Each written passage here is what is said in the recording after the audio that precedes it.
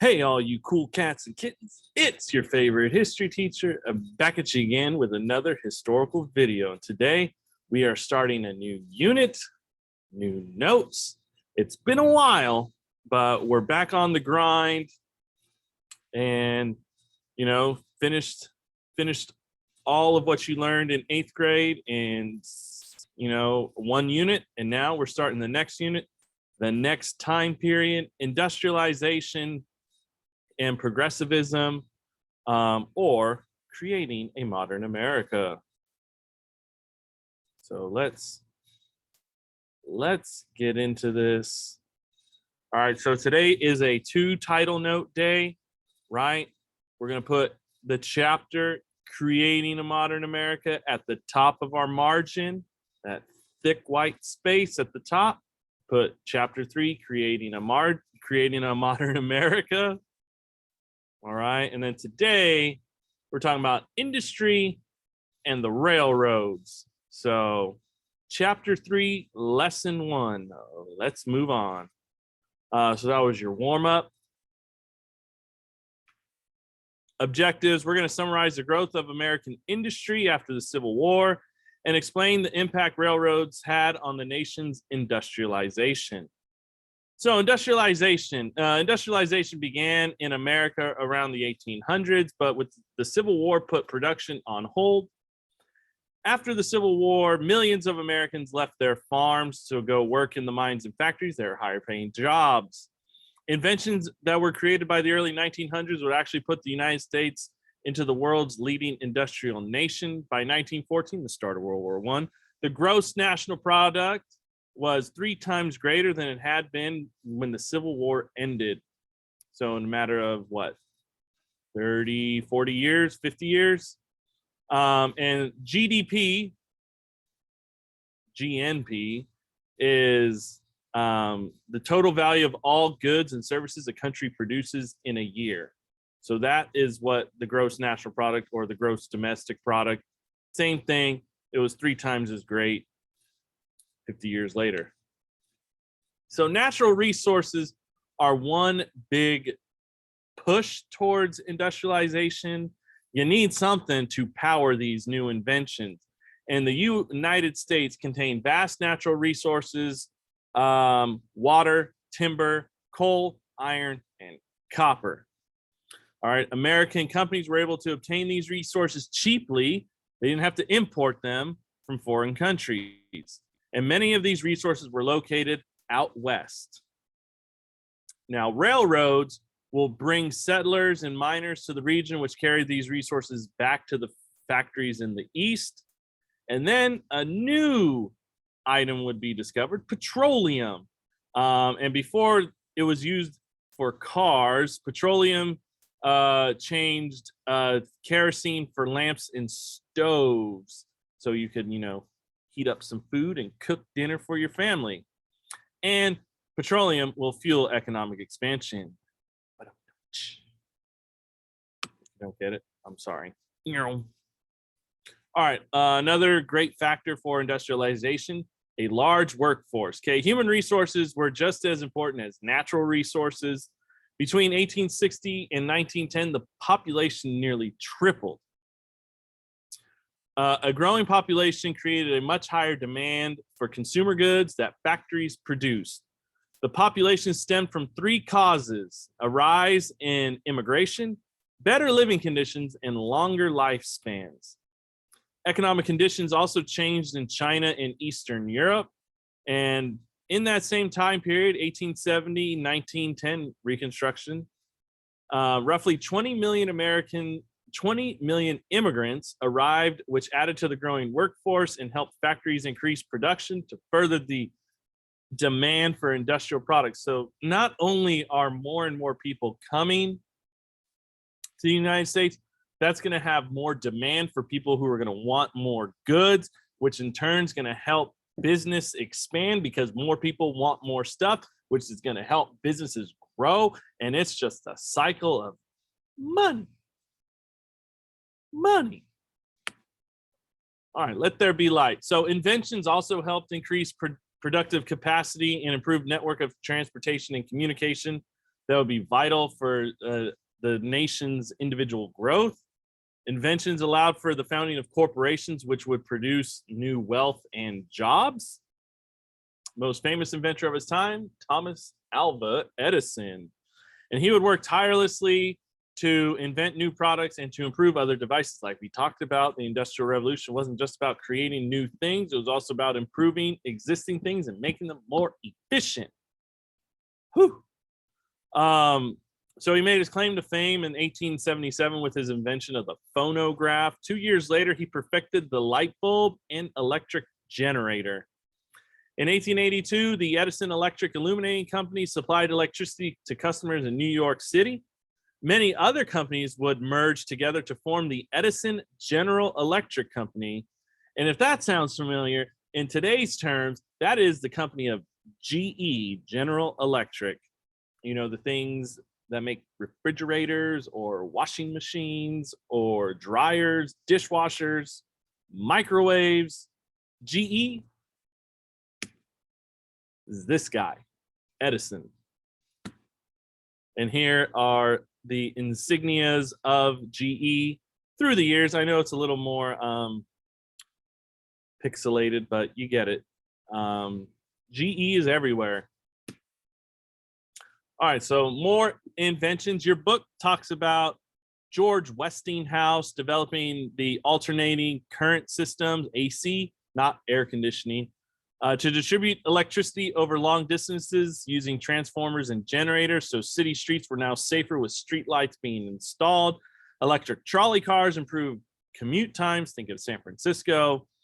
New electrical devices also made domestic chores easier, like the microwave, the vacuum machine.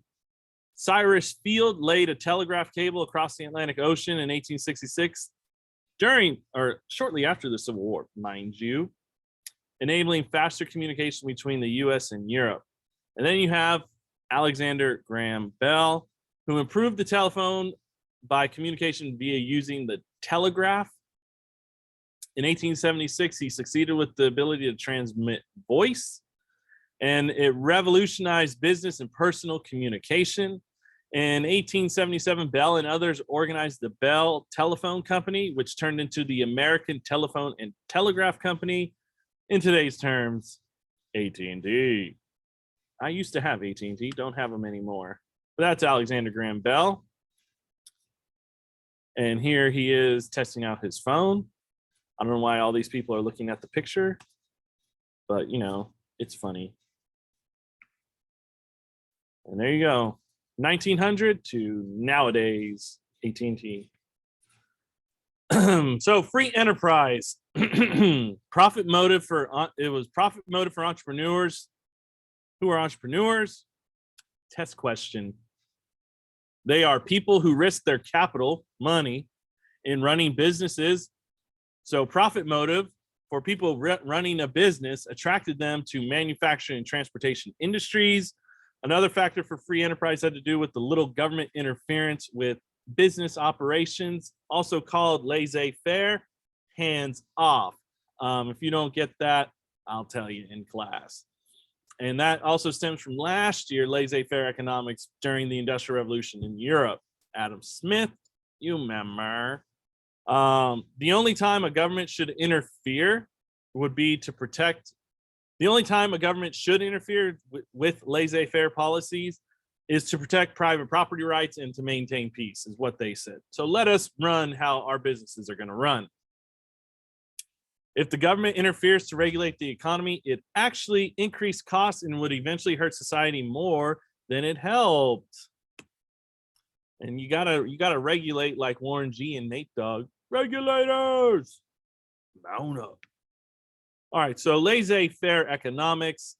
The United States basically practiced laissez-faire economics in the late 1800s as state and federal governments kept taxes and spending low, but they did not impose costly regulations or affect wages and prices. So profit margins were gargantuan.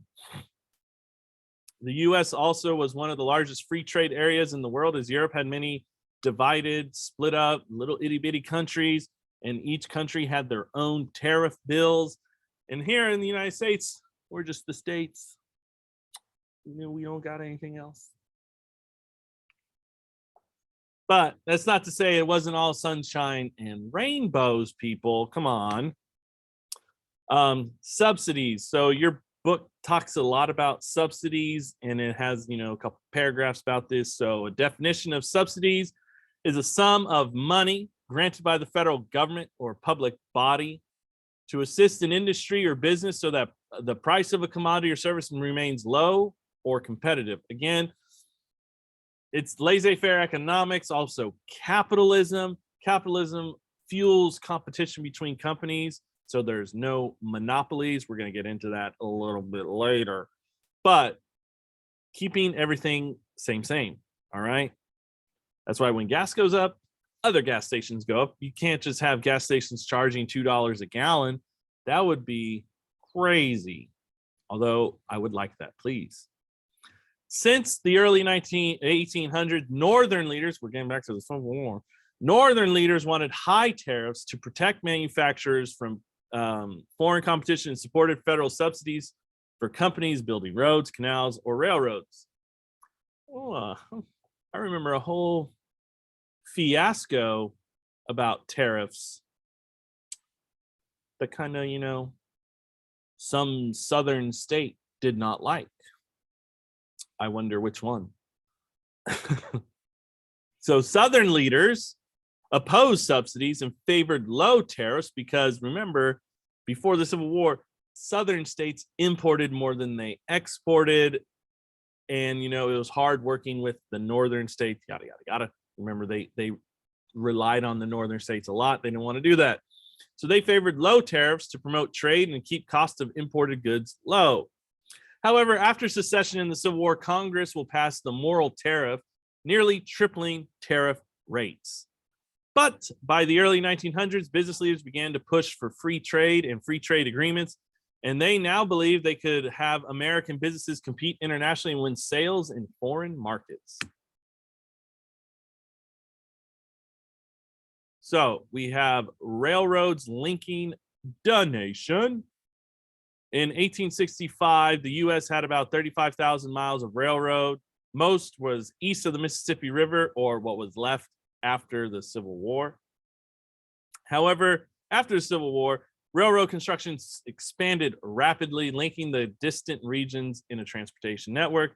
And by the turn of the century, 1900, the U.S. had over 200,000 miles in railroads. And this all began when President Lincoln, yes, still talking about Lincoln signed the Pacific Railway Act, and that would provide funds for a transcontinental RR railroad to be built by the Union Pacific and Central Pacific Railroad companies. To speed up production, the government offered land to each company along the right of way, meaning the land that they're building the tracks through. Those companies have the right of way, the right of passage to do whatever they want with that land. And so they could sell it, they could keep it, they could split it up and sell it. Do what you can. Competition will spark and erupt as companies tried to own as much land as possible. And the Transcontinental Railroad will be finished May 10th, 1869 in Promontory Summit, Utah, where they finished the Transcontinental Railroad. So they started Central Pacific. Is it Central Pacific? Yeah. No, Union Pacific. Union Pacific started in Omaha. That's my Peyton Manning impersonation. And then the Central Pacific did from Sacramento to Utah. Now, if you know anything about Utah and this area of geography in the United States, those are the Rocky Mountains. Those are difficult to get over. The Sierra Nevadas are right here. Those were also very difficult to get over and through. So it was a very arduous task. It may look like, the Union Pacific didn't have much to do. It's flat ground. So they had, once they got into Utah, Wyoming, they had to deal with more mountains. Hashtag just saying. So railroads spurred on growth. Transcontinental Railroad was the first of the railroads to crisscross America following the Civil War. By linking the nation, railroads helped increase the size of markets for other products. As railroads spent a huge amount of money on coal, timber, and steel. In 1883, the American Railway Association divided the country into 4 time zones, which the same time would be kept. And new rail systems made railroad operation very efficient. Land was only valuable, however, if the railroad could sell it. So railroad companies would convince people to move out west, and real estate companies offered land at low prices. They would provide credit to settlers and will entice them with pamphlets, posters, and newspaper ads. Railroads also encouraged settlement in order to provide more freight and passenger traffic for trains. And railroads will offer less migration for people who had to migrate on their own. They could just go to the nearest location where their train would take them. Bada bing, bada boom. They don't have to do that. And railroads will help close this American frontier. So here's a very minimalist photo of the time zones adopted in 1883. Robber barons. So much to do about these guys, and later on in this chapter. Railroad entrepreneurs acquired great wealth, which led accusations that they built their fortunes by swindling investors and taxpayers, bribing government officials, and cheating on their own contracts and debts. Bribery was running rampant because of federal and state governments were busy funding the railroads. And you have the Credit Mobilier or Mobilier scandal, where this company, Credit Mobilier, was a construction company set up by several stockholders of the Union Pacific Railroad, including a man named Oakes Ames, a member of Congress. To convince Congress to give the railroad more land grants, Ames sold to other members of Congress shares of the company at a price well below their market value. So during the 1872 election, Grant being elected, a list of members of Congress appeared in a newspaper. This scandal caused widespread anger and led to the impression that railroad entrepreneurs were robber barons, RB, robber barons. And robber barons are people who loot an industry and become rich unethically. And that's not going to go over well, especially when it's public. Ooh, public knowledge, not good that you're stealing money from them. So here's the Credit Mobilier scandal. You have Uncle Sam saying, "Who got in the chocolate cake?"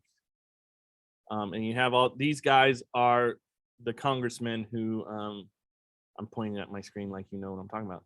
These guys are the people who were signed up, who received those bribes. So Uncle Sam's like, no, my chocolate cake. Okay, so robber baron, but kind of not really. One robber baron, RB, again, robber baron, who wasn't a real robber baron, was a guy named James J. Hill. And he will run a railroad from St. Paul, Minnesota to Everett, Washington without any federal land grants or subsidies. He will acquire existing rail lines and plan new railroad construction through existing towns. All right. He offered low fares to settlers who homesteaded along his route. He identified products that were in demand in China, like cotton, textiles, and flour, would haul them off to Washington to be shipped off to Asia. And this way, the railroad moved or ran itself most efficiently because they would send goods both east and west. And instead of sending goods just east to eastern half, the most populated side of the country, they now would come back empty-handed because, you know, those factories needed the raw materials from the west to go to the east. And now he's sending all those things out west to be shipped abroad to China, Japan, and Southeastern Asia. Smart guy. So it was called the Great Northern Railroad, RR. And it became one of the most successful transcontinental railroads of its time and one of the only few railroads that would not be forced into bankruptcy. And that's James J. Hill. He kind of looks like the Monopoly guy, but kind of is not real. is not real. Not really. Really, really. Sorry, I'm looking up your homework. Boo, that's a different chapter. That's not this book. All right. So your homework, we're done. Hey, that was quick. Cha-ching. So hopefully you did enjoy that. Your homework is page 137, 2 through 4. 137, 2 through 4. All right. Hopefully you guys did enjoy. I know it was a little quicker, not as lengthy. So, you know, times are a flying, and we're in sort of the late 1800s, gonna turn 1900s. So we're zooming along, zooming through. So as always, hopefully you guys did enjoy that. If you did, make sure you hit that like button. Leave a comment if you want. Subscribe. Helps your boy out. And stay safe. Wash your hands. I'll see you in the next one. Peace.